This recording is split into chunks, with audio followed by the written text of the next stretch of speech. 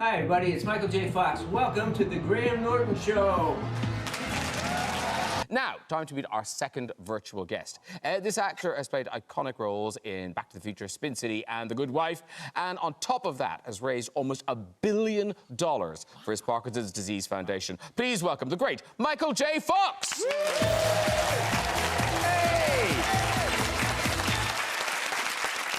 Hello, sir. Such a pleasure to have you on the show. Where do we find you this evening? I'm in my office. My office downstairs in my building. It's the same building I live in, but I can't enter it through the building. I have to go outside and walk around the block, so it's kind of a commute.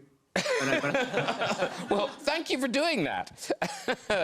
Lovely to see you. And this Christmas, you bring us, this is your fourth book of memoirs, and this is No Time Like the Future, An Optimist Considers Mortality, and it's out now. And it's fair to say, over the last couple of years, your optimism has been severely tested.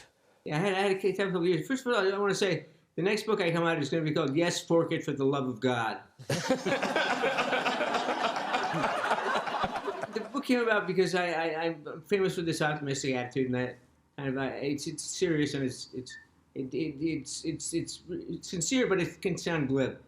And I found myself, I had a spinal surgery. In addition, I had Parkinson's for 30 years, but I figured that out, and I kind of managed to live my life, and it took up its space, and I filled the rest of the room with the space with my life and with joy and achievement with my family. But then I get this spinal thing. I had a tumor on my spine. I had surgery on that. I had to relearn to walk again. I was in rehab for 5 months to learn how to walk again. Finally learned to walk again. I was alone in my house for the first time ever since this happened. And I walked into the kitchen, I slipped, and I fell down and shattered my arm. So while I was lying down with a broken humerus, I ended up getting 19 pins and a plate in it. I was lying on the kitchen floor waiting for the ambulance to come, and I just thought, this sucks. I'm out of the lemonade business. I can't put a shiny face on this. And then it really sat with me over the time that I healed from the broken arm. I thought, you know, Parkinson's kind of snuck up on me. The spinal cord snuck up on me. But this was just violent and quick and sudden, and it just happened. It just really depressed me. And I thought, well, what about people who have real problems? And I'm telling them, chin up, everything's going to be okay. And maybe it isn't going to be okay. So that led me into what the book is about. One of the things I found really moving in the book was the way you paid tribute to the achievements of your children. Was it Sam who helped you with a bit of online trolling? Yeah, I'm terrible with the virtual world, with the whole online thing. So my daughters see my Instagram, they do all my Instagram posts, and my son is there to kind of troubleshoot for me.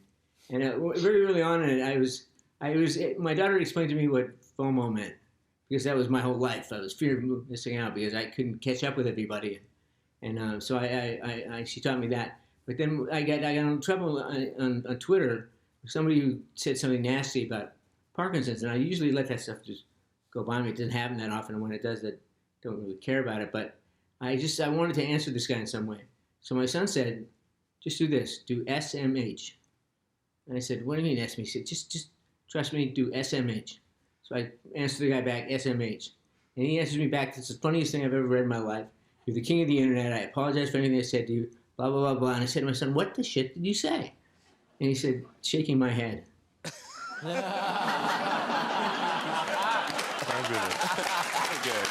good.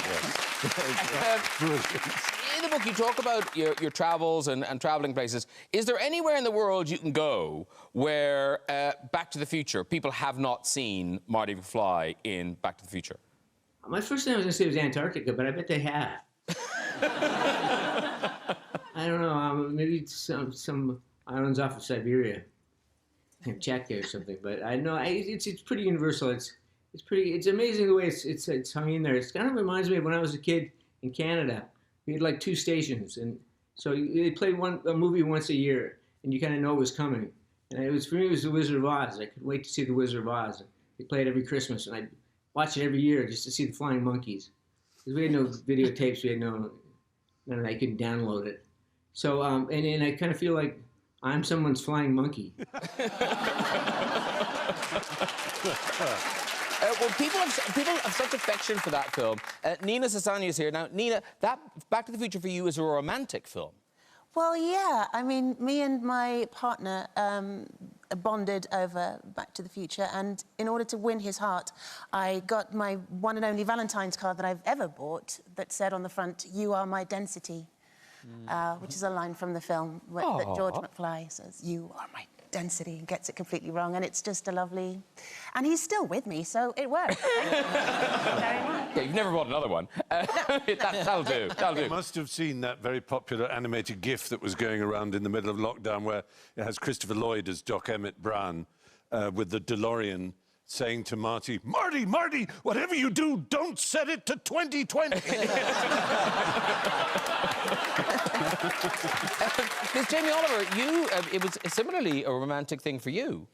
Well, my wife loves Michael J. Fox and Marty, and therefore my job was to buy about 100 plaid shirts over the last 20 years, body warmers and high tops, and sadly it doesn't quite do the job, but, you know, I do my best. Can I just say my wife is a cookbook author. She did a book on Mostly Plants with her family, and she loves Jamie Oliver, so it's... Let's just do a swap. Yeah. Celebrity wife swap. Thank you. Now, you mentioned your foundation. The work, I mean, that is a phenomenal amount of money that you've raised over the years. Yeah, it's been incredible. We have all credit to our staff and our leadership. Debbie Burks is my co-founder, and she's amazing. And they just... the only thing I tell you is that we've been in business for 20 years and we've spent $1 billion on research. I wish we had the answer, but we don't have it yet. My fondest hope would be by this point we would have it. But we're certainly on our way. We're the pointy part of the spear. We're really going into areas that we're getting into now, imaging and finding biomarkers, ways that you can identify the disease before symptoms are evident, and therefore treat it prophylactically and effectively have a cure. Although it's not finding the cause and then the cure, it's cutting it off. But if we can get there in the next 10 years or 5 years, I'll be very happy. That is extraordinary work. Listen, Michael, it's been a real privilege talking to you. Good luck with the book, continued success with the foundation. Michael J. Fox, everybody. Thank you so much. Wow. I mean, yeah, we don't do anything. That's humbling, isn't it? Yeah, he went from being the luckiest person in the world to the unluckiest in a way, because he was this kid who was suddenly this enormous film star, and then to get that diagnosis. Yeah. And such bad luck afterwards. Well, except that what's weird is that after the diagnosis, then he still, you know, he had a career that they told him he wouldn't have, and, you know, it's really only the last couple of, that spine thing in his arm held up, has really kind of screwed him up. But an amazing man. Amazing.